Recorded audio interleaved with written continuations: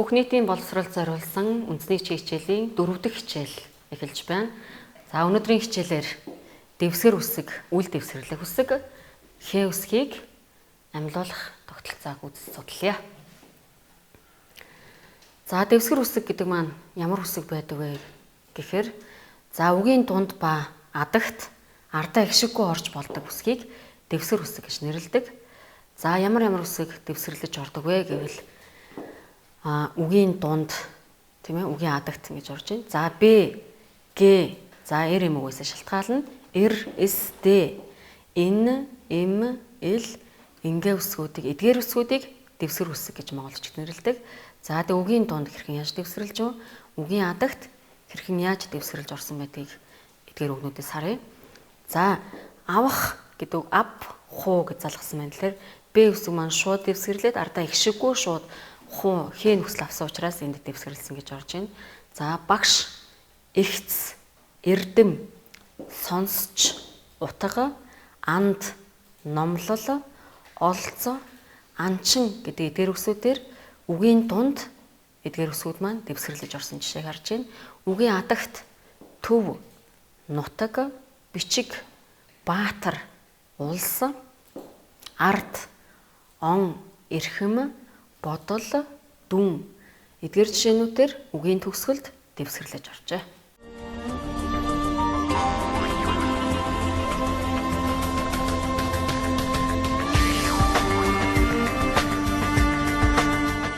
За түрүүжийн тохиолдсон гарсан дэвсгэр үсгүүдийг хоёр ангилдаг. За монгол хичээлд дэвсгэр үсгийг хоёр ангилаад хатуу дэвсгэр үсэг, зөөлөн дэвсгэр үсэг гэж хоёр ангилдаг. За хатуу дэвсгэр гэвлэгч үсэгт нь ямар үсэг ордог вэ гэвэл Б, Г, Р, С, Д. За тэгээ монгол бичигт гэвлэгч үсгүүдэд тогтоохын тулд монгол хэлэнд болон монгол бичигт гэвлэгч үсгүүдэд цээжил тогтоохын тулд дунд нь ихшигж ирэглээд багарсад гэж нэрлээд эдгээр гэвлэгч үсгүүдэд тогтоодог. За зөөлөн дэвсгэр үсэг маань намланг буюу Н, М, Л их инхлэг үсгүүдийг зөөлөн дэвсгэр гэж ангилсан байна. За үгийн дунд эдгээр жишээнүүд үгийн адагт хэрхэн яаж дэвсгэрлж байгааг эдгээр үгнүүдээс харъя. За завсар тэр Б үсгийг дэвсгэрлсэн байна. Завсар, сурагч, бичигч, эрдэнэ Р үсгийг дэвсгэрлсэн. Өсвөр, өс бүрий ардаа гişггүй учраас үгийн дунд за бэлтгэл гэдэг үгэн дээр Д үсэг маань үгийн дунд ингэж дэвсгэрлэж оржээ. За төв, зарлиг, хүлэг, янгир, орс, сувд гэдэг эдгээр үгсүүдээр үгийн адагт хатуу дэвсгэр гэвлэгчд маань орсон байна. За зөөлөн дэвсгэр үсгүүд маань гэвлэгч үсгүүд маань үгийн дунд андгай, умдаа буюу ундаа гэдэг үгийг умдаага гэж бичдэг. Шалтгаан, янз гэдэг эдгээр дөрвөн үгэн дээр зөөлөн дэвсгэр гэвлэгч маань үгийн дунд дэвсгэрлэж орсон байна. Харин үгийн адагт хаан, нийгэм, тогтоол, тайван гэдэг үгсүүд энэ дээр дөрвөн үгэн дээр зөөлөн дэвсгэр гэвлэгч үсэг маань үгийн адагт дэвсгэрлэж оржээ. За бүгдээрээ морин хуур гэдэг эхийг уншъя. За үгийн дунд болон адагт дэвсгэрлэж орсон гэвлэгчтэй үгсүүдийг бүгдээрээ их дотроос ялгаж уншина, ялгаж харна. За морин хуур эхээ уншъя. Монгол айл өрх бүр гэртээ морин хууртай байхыг эрхэмлдэг. Айл бүр хуураа хадаг самбайгаар гоёод хүндэтгэн гал голомт руугаа харуулан байрлуулдаг. Харин зүүн хойд зүг харуулж морин хуур тавихыг цээрлдэг. Морин хууртай айлд орсон эр хүн хэн боловч хуур татаж чадах чадахгүй ялгаагүй тэр айлын хуурт хүрч дуугаргадаг заншилтай. Энэ нь гийчний ажил үйлс бүтэмжтэй байхын бэлэгдэл болдог. Морин хуур бол амгалан тайван хөгжил цэнгэлийн бэлэгдэл юм гэж энэхтэр морин хуурын тухайн хөнгөлсөн байна. За тэгвэл энэ их дотроос үгийн дунд дэвсгэрлсэн, үгийн адагт дэвсгэрлэж орсон хэдэн үг байгааг бүгдээр харцгаая. За зөвхөн нэр үгсүүдийг дэвсгэрлэж орсон нэр үгсүүдийг түүсэн байна. За үгийн дунд дэвсэрлэж орсон хэдэн үг байгааг бүгдээрээ харъя. За Монгол гэдэг үгэн дээр үгийн дунд зөөлөн дэвсэр гэвлэгч дэвсэрлэж орсон байна. Сам бай, голум та. За ялгаа гэдэг үгэн дээр ил, га илийн ард их шиг байхгүй учраас занг шил, заншил, бүтэмжтэй. За энд им дэвсэрлсэн. Бэлгээдэл, хөгжил, цэнгэл, бэлгээдэл. За энэ хоёр үг тавтагдаж гарч ирсэн байна. Тэгэхээр үгийн дунд эдгээр үгсээр гэвлэгч үсгүүд маань дэвсэрлэж орсон байна гэж харагдаж байна. За үгийн адагт ямар үгэн дээр дэвсэрлэж орсныг харъя. За Монгол гэдэг үгийн дундч болон үгийн төгсгөлд зөөлөн дэвсэр гэвлэгч орсон байна. Айл, морин, хуур. За энэ хатуу дэвсэр гэвлэгч тохиолдсон байна. За хадаг, гал, зүүн, хүн, заншил, гийчин, ажил, үйлс, бэлэгдэл, хөгжил, амгалан, тайван, цэнгэл, бэлэгдэл гэх эдгээр үгсүүд дээр үгийн адагт дэвсгэрлэж орсон байна. За зарим үгийг давхурцсыг эндээс хараарай. За одоо сая ялгсан үгсүүд маань аль аль үг нь зөөлөн дэвсгэрээр төгссөн дэвсгэр гэвлэгчээр төгссөн үгс байна. Аль аль үгс нь хатуу дэвсгэр гэвлэгчээр төгссөнийг бүгдээрээ харъя. За Монгол айл, гал, зүүн, хүн, заншил, гийчин, ажил, бэлэгдэл, амгалан, тайван, хөгжил, цэнгэл эдгээр үгс маань зөөлөн дэвсгэр гэвлэгч буюу манланг аар төгссөн үгсүүд байна. Харин хатуу дэвсгэр төгсгүүдийг харъя. Хуур, хадаг, зүг, үйлс гэдэг энэ дөрвөн үг хатуу дэвсгэр гэвлэгч буюу багшсаар төгссөн үг байна гэж төгсөн.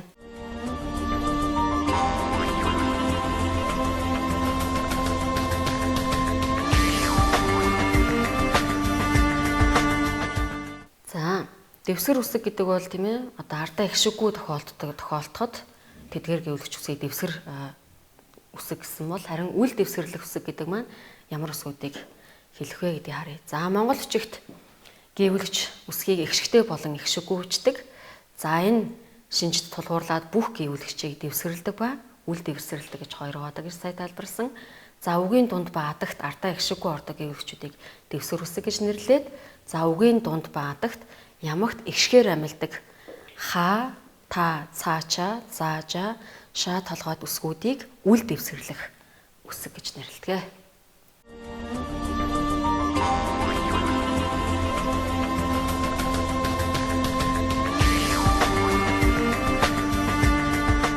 За дараагийн бид эдийн баттгах үсэг маань хаагийн төрлийн үсэг байна. Хээ үсэг хэрхэн яаж амилдаг вэ? Энэ тухай судлаа. За Монгол бичигт түрүү тайлбарлсан за хээ, тэцэ, жэзэ, иш үсгүүд ямагт ихшгээр амилдаг гэж харсан байна. За хаа үсэг үгийн ихэнд дунд адагт. За гаагаас ялгаатай нь хаа үсгэн дээр га гоогууд дээр давхар тусалт бичдэг байсан бол кирилл бичиг хаагийн төрлийн үсэг дээр давхар тусалт бичдэггүйгээрээ энэ хоёрын ялгаа гарч ирдэг. За ха, хээ, хи, хоо, ху, хөө, хүү үгийн ихэнд дунд адагт энэ байдлаар харагддаг. За энэ бичмэл хэлбэрийг дуурайгаад Twitter дээрээ үсгүүдээ хичээнгүү сайхан бичээрэй.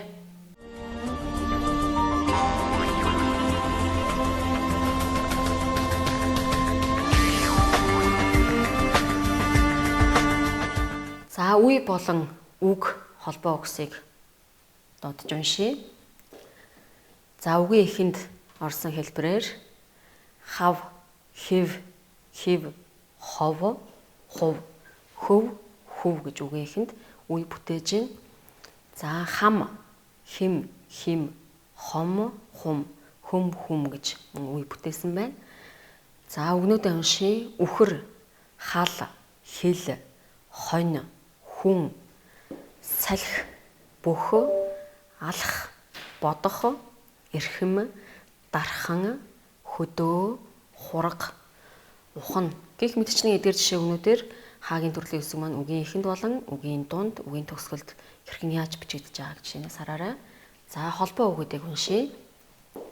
Хүний хөл, хэлний гэм, бүхийн эрэмб, хөдөө хээр, гол горих, хадаас хадах, алах авах, эрхэм хүү, хүүгээ бодох. За энэ дээр эзэн тамаат болохын баан бэн нөхцөл. Хүүгд маань юм учраас бэн гэж дуудаж уншаад хүүгээ бодох. Хүйтэн хөлс, халуун салхи, махтай хоол, ихэр хүүхэд, хилс хэрэг гэх мэтчлэн холбоо үгэн дээр Хагийн төрөлтийн үсэг инхүү тохиолдож байна. За мөн зөвлөмжийн дагуу өгөгдсөн үгсүүдийг дэвтэр дээр хичээнгүү сайхан хуулж бичиж нүдэлж тогтоогоорой. За энд зурц зүгнүүдийг дармал болон бичмэл хэлбэрээр харуулсан байна. За уншиг бүгдээрээ. За хөдөлвөл бүтэн, хүсвэл хүрнэ. Хошуу нэмхээр хуруу нэм. Дармал болон бичмэл хэлбэр. Хүнийг хэлэхээр өөрийгөө хар. Муу дархан, мохоо хөрөө гэх мэтлэн ингээд жишээнүүдийг дармал болон бичмэлтэй харьцуулж харуулсан байна. Тэгэхээр бичмэл хэлбэрээ бүгдээрээ дэвтэр дээрээ мөн шугамын дагуу дэвтэр дээр хичээнгүү сайхан хуулчжээрэй.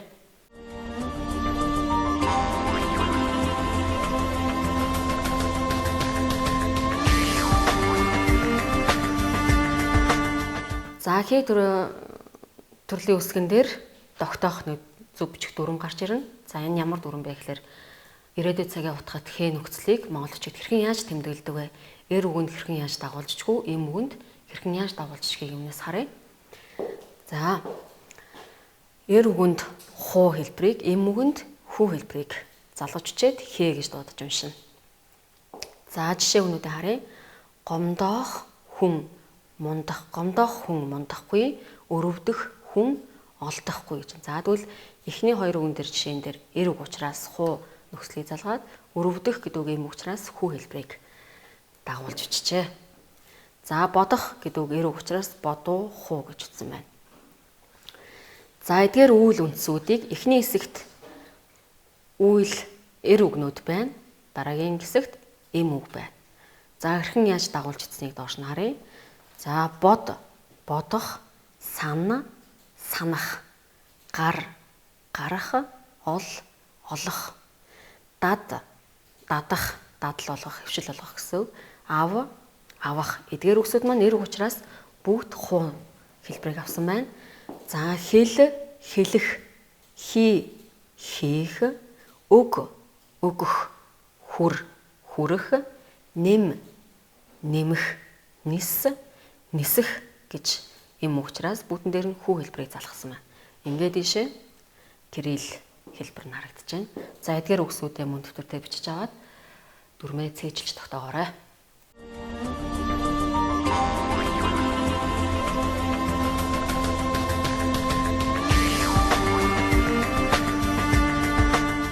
За дараагийн бидний хийх даалгавар. Эхийг уншина. За бүхэнгийн тухай их байна. Дэвтэрдээ мөн энэхээ бичмэлээр өгсөн учраас хичээнгүү сайхан бичээд за энэ их дотроос хаадлогод буюу хийгийн одоо тийм ээ амилсан одоо хідэн үг байгааг төлөөшөө багш нь гаргасан. Ингээд ихээ бүгдээрээ уншъя.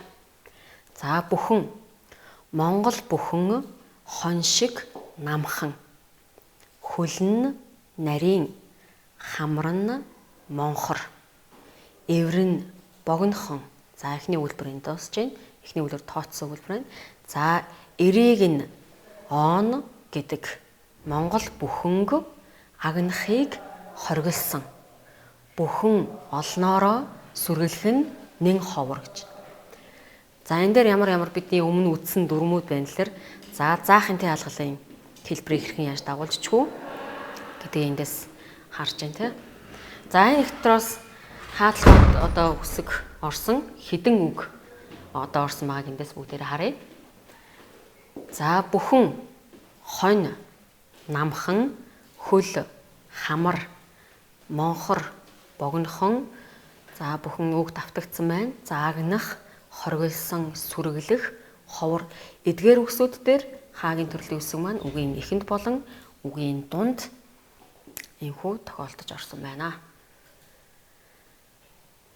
За шинэ үгсүүдээ нүдэлж тогтоогоорой. Дэвтэр дээрээ бүгдийг бичээд шинэ үгсүүдээ нүдэлж тогтоогоорой.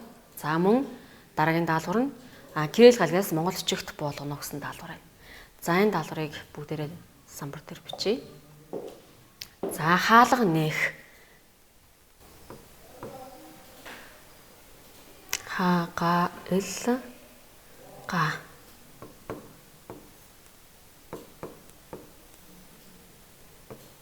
Нэ гэ хүү. За дархан уул.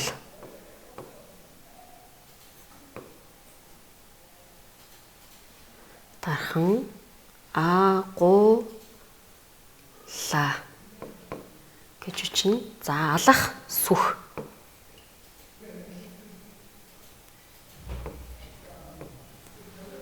За сүх сүү хэ гэж үчиж байна. Их хэл.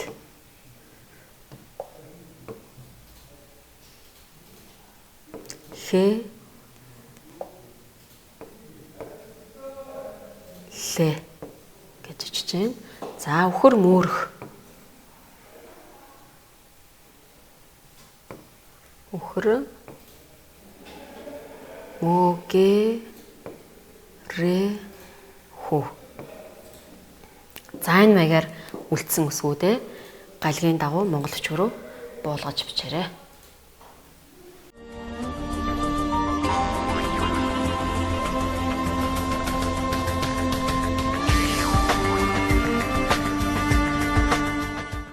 За дармал ба бичмлийг мөн харьцуулаад уншаарай. За дармлаар байгаа хэлбэрийг бол бичихдээ дармал хэлбэрээр дэвтэр дээрээ бичиж яасан ч болохгүй. Бичмэл хэлбэрээр л хичээнгүү сайхан бичих нь чухал шүү. За жишээнүүдээ уншийе. Өөдлөх айлын үг 1. Өсөх малын өнгө 1. Гараа сайн бол барай сайн. Сайныг дагваас сарны гэрэл. Мууг дагвал могоон хорлол. За энэ жишээнд маань хаагийн төрлийн үсгүүд орсон байна. Мөн их хилэг үсгүүд өмнө үдсэн бүх үсгнүүд маань эдгээр үсгүүдээр давтагдсан учраас ийм жишээг оруулсан байна. За дэвтэр дээрээ мөн бичмэл хэлбэрийг дэвтэр дээрээ мөн сайхан хичээнгөө бичиж цээжлэх ёстой үнүүдийг тогтоогоорой.